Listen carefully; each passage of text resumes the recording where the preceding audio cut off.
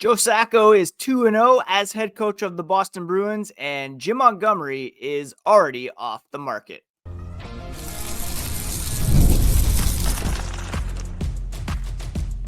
You're Locked On Bruins, your daily podcast on the Boston Bruins. Part of the Locked On Podcast Network, your team every day. What is up, Bruins fans, and welcome back to the Locked On Boston Bruins podcast. I'm your host, Ian McLaren, and this is a daily show where we discuss all things Spoked Beat. Today is Monday, November 25th, and I want to thank you so much for making Locked On Bruins part of your daily routine, free and available on your favorite podcast app and on YouTube, part of the Locked On Podcast Network, your team every day. And today's episode is brought to you by FanDuel. New customers can place a $5 bet and get started with $150 in bonus bets if you win your first $5 bet. Visit FanDuel.com to get started. And before we get started, looking back at a win over the Detroit Red Wings on Saturday, a quick reminder, you can find the podcast on social media at Locked NHL Bruins, and you can find me, my hockey thoughts, dad jokes, at Ian C. McLaren. I'm a lifelong Boston Bruins fan, been hosting this podcast for about 5 years. Prior to that, I was a full-time hockey news editor for The Score, and I've been covering the Bruins for various outlets for 20 years now, which is pretty wild. Saturday night, the Boston Bruins victorious over the Detroit Red Wings. They're now 2-0 under head coach Joe Sacco.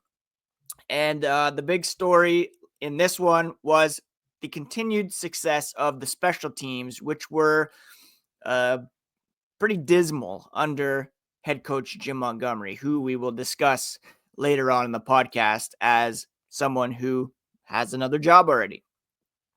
But it was Justin Brazeau who scored for the Bruins to open things up on the power play, assisted by Tyler Johnson, his first point as a Bruin, as well as Mason Lohrei. The Bruins, conversely, went a perfect 100% on the penalty kill, killing 4 minors that the Red Wings, who had a pretty good power play coming into this one, were not able to capitalize on. The Bruins went 1 for 2 on the power play and have improved in that area.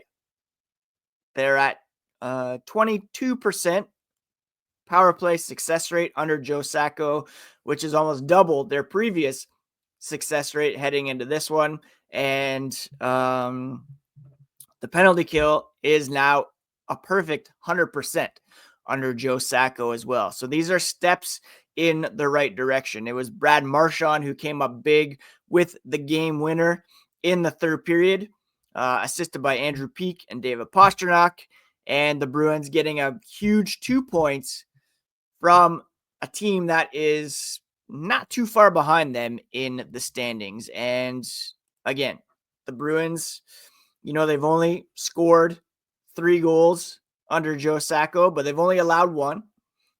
Jeremy Swayman, kind of the other big storyline in this one, making 19 saves for a much-needed victory for him personally, and one in which he was able to raise his save percentage, which has been pretty bad so far this season. He said he's feeling much better about his game, and it's taken some elite practices to allow him to get his feeling back and his reads back, and they'll have to keep doing that. Practice right now, so important for this team, especially for Swayman, because, of course, he missed all of training camp, and he did not get any exhibition reps either, so he was thrown right into the fire. Well, not really, because he didn't play that lopsided season opener against Florida, but he needs that practice time, those reps, in order to find his game and get back to the level that we're all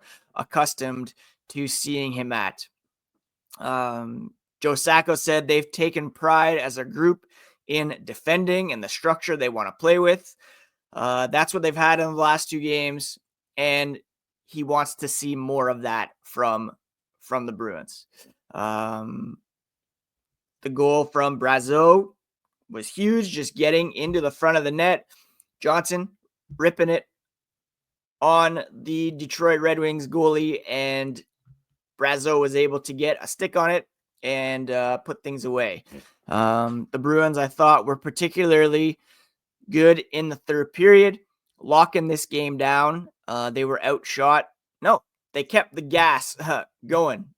13-5 differential for the Bruins in the third period. 29-20 overall were the shots on goal. We'll take a look more at the stats here coming up, but a much needed win for the Boston Bruins. And I thought, in the first game under Sacco, it was Elias Lindholm who got the goal in that one, maybe his best game as a Bruin. Nikita Zadorov really stepped up in this one as well, and it was great to see. Now, there were some tense moments near the end as Brad Marchand was called for hooking against Lucas Raymond, but again, the Bruins, perfect penalty kill. Parker Witherspoon was the other guy who took a penalty, as did Tyler Johnson. 2 penalties for him. So while he did have the power play assist, he did have a delay of game penalty, puck over the glass, and a tripping penalty against Jonathan Berggren. So the Bruins still somewhat undisciplined here, taking 4 minors in this one, but the penalty kill has been much better, and they're playing that more north-south game that we want to see them play. Instead of under Jim Montgomery, where they were trying to cycle the puck and set up some high danger chances, they're just going for it, getting to the net, getting the puck on net, and hopefully that will lead to more goals for sometime soon. The Bruins did average 30 shots on goal in the 2 games under Joe Sacco. They've only allowed 21 per game. So that is a huge improvement that we need to see continue. So the big stories in this one: perfect penalty kill for the Bruins, another power play goal, a victory, which is most important, and Jeremy Swayman, of course, getting a much needed strong performance in this one.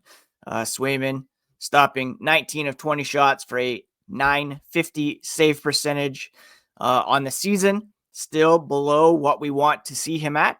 Right now, he's got a losing record still, 6-7-2 with an .887 save percentage, but steps in the right direction for the Boston Bruins. That continues, and we love to see it. We'll take a look at some more stats and signals from this game, including Jim Montgomery getting hired by the St. Louis Blues. What does that say about the Bruins? And also, we'll take a look ahead at a busy week for the Bruins here as the podcast continues.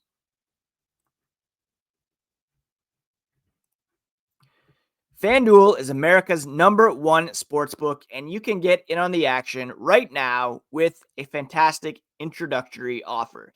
New customers can bet $5 and get $150 in bonus bets if you win that first $5 bet.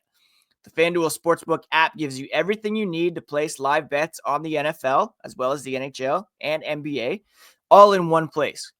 When you get a hunch in the middle of a game, you can check out the latest stats, view live play-by-play, and so much more right on the same page where you place your bets. Visit FanDuel.com to join today, and you'll get started with $150 in bonus bets if you win your first $5 bet. That's FanDuel.com. Never waste a hunch and make every moment more with FanDuel, an official sportsbook partner of the NFL. Thank you so much once again for making Locked On Bruins part of your daily routine. It's free and available on your favorite podcast app and on YouTube, part of the Locked On Podcast Network, your team every day. Now, under head coach Joe Sacco, here's the stats you need to know. The Bruins, 2-0-0, 2 regulation wins, 3 goals for, 1 against, a 22.2% power play success rate, which is, again, pretty much double what they had achieved under head coach Jim Montgomery. Perfect 100% penalty kill, 30 shots on goal for, 21 against, and a 54.2% success rate in the faceoff circle as well. If you had that start for the Bruins, you'd think, hey, this team might have something. Unfortunately, it is, of course, buried underneath what had happened previously. And there's no understating how big that win over Detroit was, because they're a team that kind of was like the Bruins, middling, still kind of fighting for a playoff spot, but the Bruins were able to put some distance between themselves and Detroit with that regulation win. Now, we'll update the power rankings more tomorrow, but as it stands, the Bruins currently in a tie for third in the Atlantic in terms of total points. They are at 23 points, tied with the Buffalo Sabres and ahead of the Tampa Bay Lightning. 2 points back of the Florida Panthers, 5 points back of the Toronto Maple Leafs. But you have to look at point percentage. The Bruins have played 22 games, which is most among the Atlantic Division. And if you go by way of point percentage, they are in fifth at the moment, 523 behind Toronto in first, Florida, Tampa, and the Buffalo Sabres. They still only have a minus 19 goal differential, which is only 2 up on last place Montreal. So while they've won 2 in a row and they're technically back in playoff contention, they're holding down the second wildcard spot at the moment. They are behind Tampa Bay, who have the edge in terms of point percentage and a big edge in terms of goal differential. So Bruins not quite out of the woods yet, but they are trending in the right direction under head coach Joe Sacco. Now, we'll preview the week ahead later on in the show. They have some big games, beginning with Tuesday's clash with the Vancouver Canucks, who are coming in hot. And one of the signals I want to mention from the last 2 games, we're talking about the Bruins moving in the right direction, but we have to talk about Jim Montgomery being hired by the St. Louis Blues. And just 5 days after being fired by the Boston Bruins, Jim Montgomery signing a 5-year contract with the Blues, replacing Drew Bannister, who was effectively fired because Montgomery became available. General Manager Doug Armstrong said this was an opportunity to get someone of Jim's caliber more than anything else. And Montgomery, of course, went 120, 41, and 23 with the Bruins, was fired after getting off to an 8-9-3 start, replaced by Joe Sacco. But he's a Jack Adams Award winner, an unreal point percentage as head coach of the Bruins, and he was an assistant in St. Louis prior to jumping on with the Bruins. Still has a home there. Armstrong said he has a very positive demeanor, works well with top players, wealth of experience at the prime of his coaching career, and the Blues are hoping to be benefactors of that. Armstrong says he's the full package, or at least they hope he's the full package. Now, the Blues have missed the playoffs the past 2 seasons. The Bruins made the playoffs, but lost to the Florida Panthers. Perhaps a bit of a learning curve for Montgomery in those playoff runs where he was outcoached by Paul Maurice. But you have a situation now where 3 head coaches have been fired by Don Sweeney, all of who have been hired within 8 days in Claude Julien's case. Julien, of course, is a coach with St. Louis right now, with the St. Louis Blues. You have Bruce Cassidy, who was hired 6 days after being fired by the Bruins. And now you have Jim Montgomery, who was hired 5 days after being let go by the Bruins. Now, Julian was released by the Bruins in 2017 after the Bruins had missed the playoffs a couple years. And after a 26-23-6 start with the Bruins in 2016-17, he then went on and coached the Canadiens for a few years, and now he's been with St. Louis for a little bit. Bruce Cassidy, of course, went on to win the Stanley Cup with the Vegas Golden Knights, and who knows what will become of Jim Montgomery in St. Louis. But if you're looking at signals and trends here, the reality is Don Sweeney has now fired the coach who won a Jack Adams and a Stanley Cup with the Bruins, a coach who won a Jack Adams and took the team to Game 7 of the Stanley Cup final, and then went on to win a cup the very next year, and now a Jack Adams Trophy winner who led the team to the best regular season in NHL history. At some point here, you see all these guys scooped up quickly. If you fired Cam Neely and Don Sweeney today, would they be hired that quickly? Would they get opportunities like the coaches have right away? Would there be that much interest in them? I think Don Sweeney could probably get a job elsewhere. But the reality is, at this point, we have to stop looking at the coaching because these guys are desirable in the open market. They're scooped up very quickly. It's going to have to start looking at management at this point. You can only fire so many coaches here. I think the average, as I've said, is like 2.2 coaches. So you rarely get the opportunity to fire 3 coaches. Joe Sacco is the interim. Who knows if he'll get an opportunity to hire a 3rd head coach. He's fired 3, hired 2 head coaches. Sacco's the interim. We'll see if Sacco stays or if somebody else is fired. I've mentioned Mike Sullivan before. Obviously, he's Charlie McAvoy's father-in-law, so that might not work out. But there are some candidates out there that could be attractive. Gerard Gallant, Todd McClellan, Dave Haxtell, David Quinn. I'm not too fired up about those guys. But the reality is, 3 head coaches fired. At some point, it's going to have to reflect on management here. And a change is going to have to be made if things do not improve. It's important to note that, of course, there were contract discussions between Montgomery and the Bruins, and that didn't amount to anything. Perhaps, it does take 2 to tango, and perhaps Montgomery always had an eye on going back to St. Louis. Again, he does have a home there. He lives there in the offseason, and the Blues did give him an opportunity when nobody else would, following his dismissal from the Dallas Stars for personal reasons, going through recovery and all that.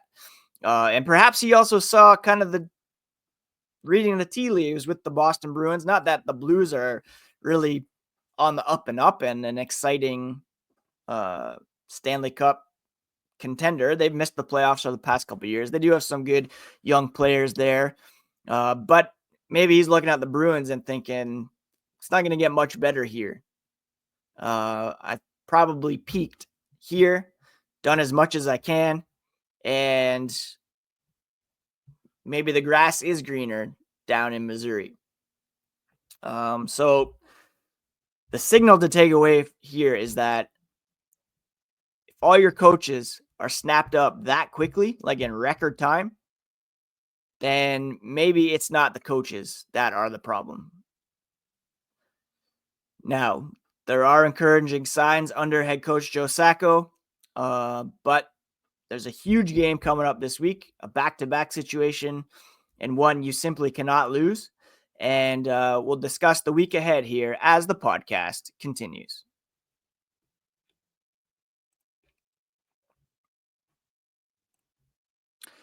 Prize Picks is the best place to get real money sports action. With over 10 million members and billions of dollars in awarded winnings, Prize Picks has made daily fantasy sports accessible to all.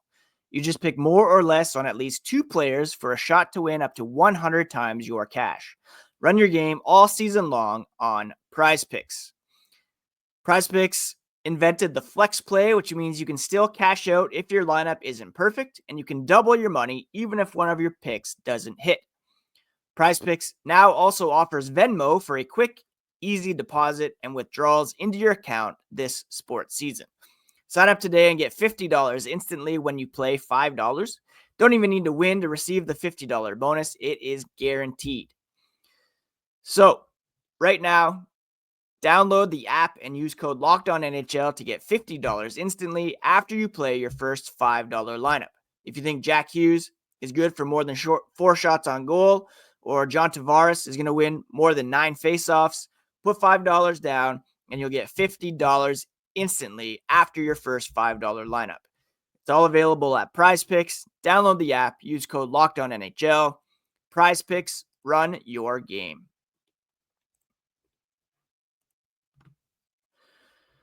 Couple days off here for the Bruins. They're not back in action until tomorrow night, and it's going to be a huge game against the Vancouver Canucks, a team against whom we will see Jake DeBrusk make his return to Boston for the first time since signing with the Canucks in the offseason. Not only him, but Danton Heinen will also be in the lineup. I don't think Derek Forbort has been playing lately, but we'll see if there is. I would hope that there would be some sort of acknowledgement of these guys making their return to Boston. Jake DeBrusk had a massive game for Vancouver on Saturday in Ottawa with 2 goals, 1 assist. He has gotten off to a bit of a slow start, but he's definitely heating up at a time when Bruins fans don't want to see it. With 4 points in his last 5 games, including that 3-point outburst, and he is finding some chemistry with Elias Pettersson in Vancouver. 2 goals scored on Linus Ullmark, I should add, in that game. He's now on a 56-point pace, which would be a career high if he can continue at this rate. We'll preview that game more tomorrow, but that will be a huge one. It'll be interesting to see if they go back to Swayman for that game or they turn to Joonas Korpisalo and continue this tandem that has started under head coach Joe Sacco, because they played the next night as well. So it's a back-to-back situation. You're going to have to rely on both guys. They'll travel to Long Island to take on the Islanders on Wednesday evening. There will be a Thanksgiving break, of course, and then they will play on Black Friday back at home against the Pittsburgh Penguins, a team they simply have to beat. And then they'll play again on Sunday afternoon, the Centennial game, marking their 100th birthday against the Canadiens. Pittsburgh, Montreal, those are 2 teams that are below you in the standings and that you simply have to beat. Same with the Islanders, really. Like, I'm expecting from these 4 games this week, at least 6 points from these 4 games. Vancouver's coming in hot. That's going to be a tough matchup. But the Islanders, Penguins, Canadiens are all very winnable games. And hopefully they can pick up some points here and firmly establish themselves in the top 4, with Buffalo really hot right now. And like I said, we'll update the Atlantic Division power rankings on tomorrow's episode, as well as fully preview that game against the Canucks.